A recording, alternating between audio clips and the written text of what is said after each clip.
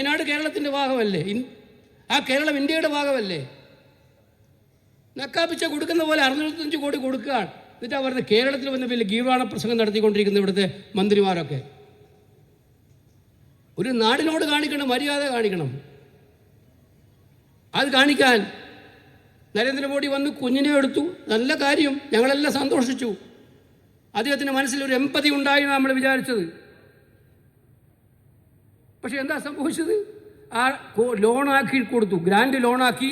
ആ ലോണും പൂർത്തീകരിക്കാൻ 31 വരെ കൊടുത്തു സമയം. എന്തൊരു നിലപാടാണ് കേന്ദ്രം എടുക്കുന്നത്? അപ്പോൾ കേന്ദ്രം എടുക്കുന്ന നിലപാടിനെ എതിർക്കാൻ ഞങ്ങളെല്ലാം മുന്നിലുണ്ട്.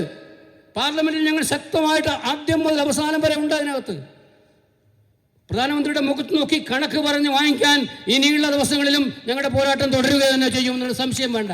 പക്ഷേ അവരത് പറയുമ്പോൾ, അവരോടത് പറയുമ്പോൾ ഇവിടെ നിങ്ങളുടെ ശ്രമങ്ങളും ആത്മാർത്ഥമായിരിക്കണം ഇക്കാര്യത്തിൽ എന്നുള്ളത് ഞാൻ സംസ്ഥാന ഗവൺമെൻറ്റിനെ കൂടി ഓർമ്മിപ്പിക്കാൻ ആഗ്രഹിക്കുകയാണ് ഇക്കാര്യം പറഞ്ഞിട്ട്. അതുകൊണ്ട് ആ രീതിയിൽ വയനാടിലെ കഷ്ടപ്പാടുകളും വേദനകളും ഉണ്ടായ ഒരു ഘട്ടത്തിൽ ഒരു ജനപ്രതിനിധി എങ്ങനെയാണ്